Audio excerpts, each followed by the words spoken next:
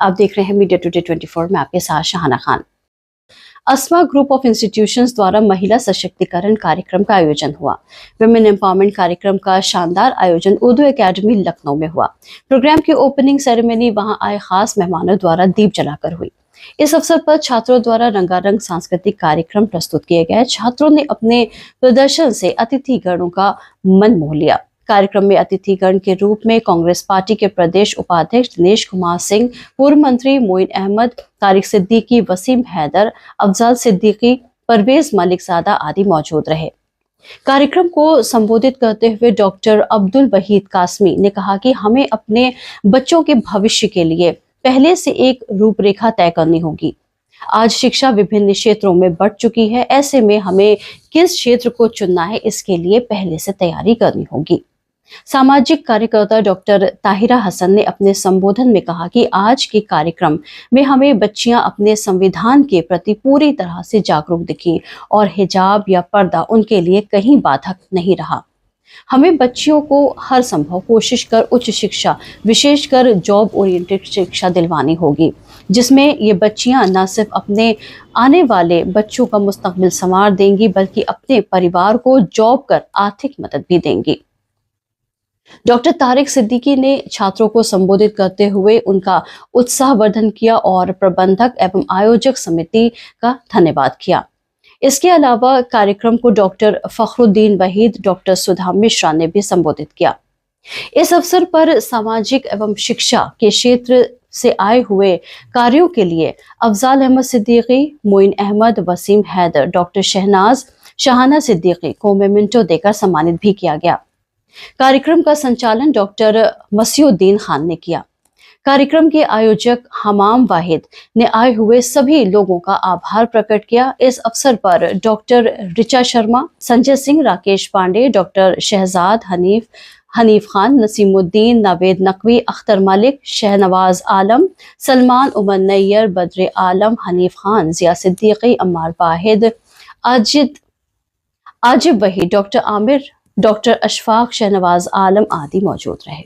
इंसान नाम किस मखलूक का है? ये एक इमोशनल मखलूक है, ये एक जज्बाती मखलूक है। इसके पास इमोशंस हैं, इसके इमोशंस को बढ़ावा देने की जरूरत है। यही रहेगा तो दुनिया में अमन रहेगा, यही रहेगा तो दुनिया में मोहब्बतें रहेंगी, यही रहेगा तो दुनिया में इत्तेहाद रहेगा, यही रहेगा तो दुनिया में एक दूसरे की इज्जत और एहतराम रहेगा, यही रहेगा तो दुनिया में एक दूसरे से मिलकर लोग काम करेंगे और सभी की तरक्की होगी और पूरी इंसानियत तरक्की की मिराज पर चलेगी। अगर ये कमजोर पड़ गया तो फिर इंसान कहीं न कहीं मर चुका है, जिस इंसान के अंदर से इंसानियत खो चुकी है। इसलिए गुफ्तगू का मौजू होना चाहिए, जुस्तजू का मौजू होना चाहिए। अगर इसको हम गुफ्तगू और जुस्तजू का मौजू नहीं बनाएंगे तो फिर हम कहीं न कहीं पीछे रह जाएंगे। डालिए कि आपके जमाने का जो स्ट्रक्चर था कि साइंस ही मेरिट है और फिर डॉक्टर इंजीनियरिंग बनना सब कुछ नहीं, उनका अगर कोई आप टेस्ट करा सके साइकोलॉजिकल किसी तो हर जगह होता है और उनके एप्टीट्यूड टेस्टिंग करा के देखिए बच्चे का इंटरेस्ट किस तरफ है, जिस तरफ इंटरेस्ट है उस इदारों में डाल करके उनकी उन क्वालिटीज को एक्सेलेंस की तरफ ले जाइए जिसमें बच्चा कॉन्फिडेंस के साथ पूरी जिंदगी को एंजॉय करता हुआ जिंदगी के कामयाबी के रास्ते सीढ़ी दर सीढ़ी चढ़ता रहे।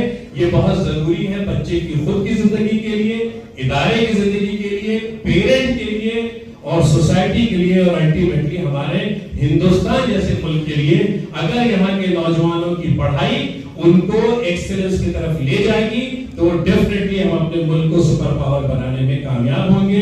इसके लिए अस्मा ग्रुप के पूरे मैनेजमेंट, आपकी पूरी फैमिली जो तरीकेकार है, उसका जो कमिटमेंट लेवल है, उसको सलाम करते हुए मुबारकबाद के साथ मैं अपनी बात यही खत्म करता हूँ। बहुत बहुत शुक्रिया। जैसे हमारी एक बच्ची जो आई उसने बताया कितनी खूबसूरत नज़्म में उसने पूरा वीमेन एम्पावरमेंट को लाकर कुछ लफ्जों में, चंद लफ्जों में हमारे आपके सामने पिरो के मोतियों की मानंद रख दिया। बहुत अच्छा लगा, मुझे बहुत कुछ सीखने का मौका मिला मैं कहूंगी।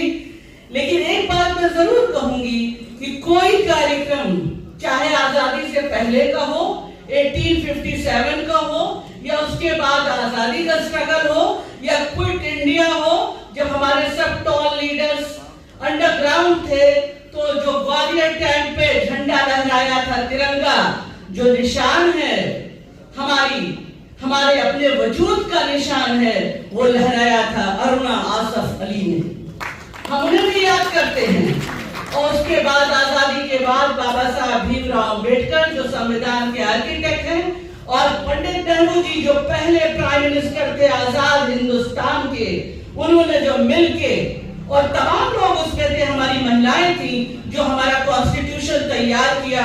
उस कॉन्स्टिट्यूशन के जरिए ही हमने राइट टू एजुकेशन पाया है। उस कॉन्स्टिट्यूशन के जरिए ही हमने डोमेस्टिक वायलेंस जो हो रहा था महिलाओं के साथ, उसके लिए डोमेस्टिक वायलेंस एक्ट 2005 बना, डावरी एक्ट बना जो औरतों को सेकंड क्लास सिटीजन बनाता है, वो भी बना हमारा।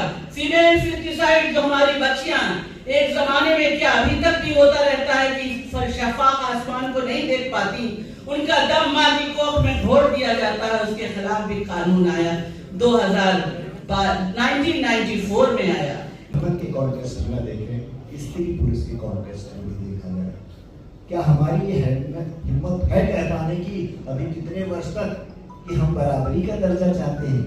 ये महिला ही कब तक कहती रहेगी कोई कि हम बराबरी का दर्जा चाहते हैं? की बात है। दरअसल हम हजारों साल की तहजीब, हजारों साल की सभ्यता की दास्तान यहाँ पे है। उसी तरह स्त्री पुरुष के जो तफरकों की दास्तान है, और जो पूरी यात्रा है बदलाव की, परिवर्तन की, और बहुत सारे लोगों ने इसलिए अपनी कुर्बानियाँ दी हैं। जैसे कि हमने हर एक पड़ाव पे, बदलाव में, आज़ादी हो, लोकतंत्र हो, राजाओं नवाबों, बस इसी उद्देश्य को लेके आप, क्योंकि जिम्मेदारी हमारी पढ़ने की है, लेकिन आपकी जिम्मेदारी है पढ़ाने की। मैं हमेशा कहती हूँ कि अगर एक माँ अपने बेटे को सिखा दे कि हर स्त्री को उसी नजर से देखना है जिससे तुम मुझे देखते हो, तो शायद इस समाज की अधिकतर समस्याएं समाप्त हो जाएंगी। तो अगर माओं की जिम्मेदारी है तो आप सबकी जिम्मेदारी है कि जब बच्चियां आगे बढ़ रही हों तो आप कैसे संभालते हैं समाज में उनके निकलने के बाद, ये जिम्मेदारी आपकी है। जैसे वहां दूसरे लोग एक सेना इस्तेमाल करते कि अगर लड़की लड़का जाएंगे मिलकर तो दोनों के लिए बिना सेना इस्तेमाल कर दिया जाता, क्या फर्क था? लेकिन ऐसा जब कभी जरूरत होती है तो ये जरूरत हाथ पैदा हो जाती है। एक जगह इसी तरह तालीमी प्रोग्राम हो रहा था, तो हमारे तालीमी निस्वां का मौजूद चल रहा था। वहाँ एक बड़े आलिम ने वो हदीस सुनी, जो पढ़ी, जो सबको सुनी हुई है कि तलबुल इल्म में फरीज़तुन अला कुल्लि मुस्लिमिन व मुस्लिमात, ये उन्होंने हदीस पढ़ी। तो उसके बाद उन्होंने औरतों की तालीम पर भी थोड़ी बात किया। कुछ देर बाद एक और मुहद्दिस आलिम आए जिनकी हदीस पर गहरी नजर थी, तो उन्होंने ये कहा कि आपने अपनी तालीम निस्वां की अहमियत को साबित करने के लिए हदीस को बढ़ाकर पढ़ दिया, हदीस में आपने इजाफा कर दिया।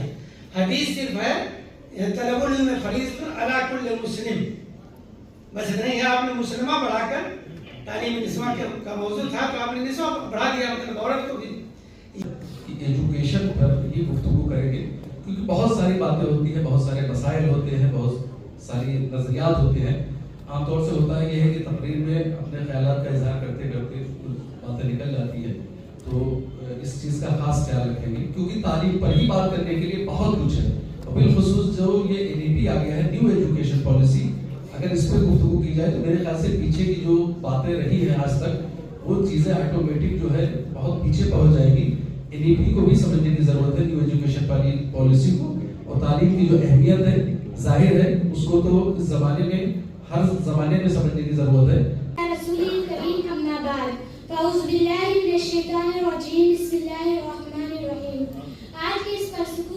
आज के इस परखुरूस और बरबहार मजलिस से मेरा मौजूद सहन है इस्लाम में औरत का मकाम।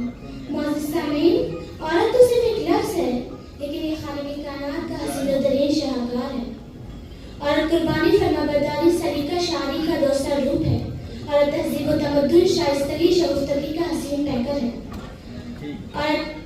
औरत जिंदगी के हसीन-ओ-तरीन राज की दूसरी तस्वीरें मुजस्सम है और तमाम सिफात का आला नमूना है। औरत की ज़मीर को समाज की तमाम राहनुमाइयों से गूंथा गया है। ये कभी भाई जैसे पाकीज़ा रिश्ते के लिए बहन की शक्ल में खुलूस वफा का मफ़हूम बनती है, तो कभी बेटी बनकर बाप का ताज बनती है। यही बेटी कभी फातिमा रज़ियल्लाहु तआला अन्हा की शक्ल में मोहसिन इंसानियत सल्लल्लाहु अलैहि वसल्लम की आंखों की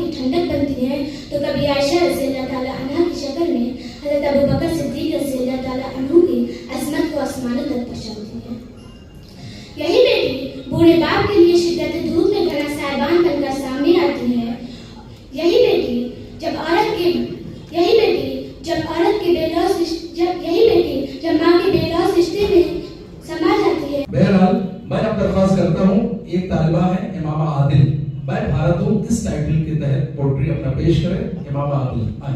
I Muhammad Adil from class 9, Asma Inter College, Park Amal, Jodhpur। वादिये अमन को शोलों से बचाने निकलो, फूल हर सिमत मोहब्बत के खिलाने निकलो। शर के हर कसर को मिट्टी में मिलाने निकलो, वक्त है मोह को फौलाद बनाने निकलो। कह दो गाजी तेरा संदेश न मर पाएगा, कह दो गाजी तेरा संदेश न मर पाएगा, मेरा ये चांद सा भारत न बिखर पाएगा। मैं हूँ भारत मेरा पैगाम है अमन उल्फत, मैं अमन का प्रस्ताव तो शर से नफरत।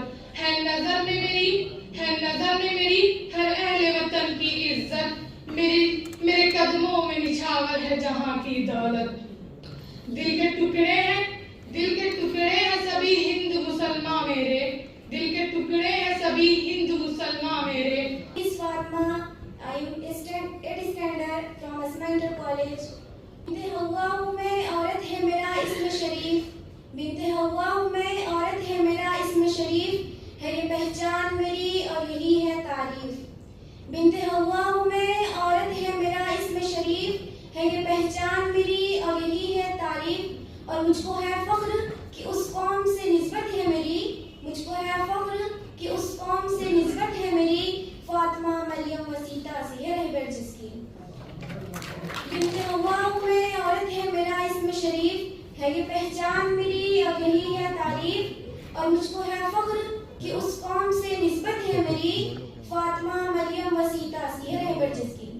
और कितने वलियों ने मेरे हाथ की रोटी खाई, कितने वलियों ने मेरे हाथ की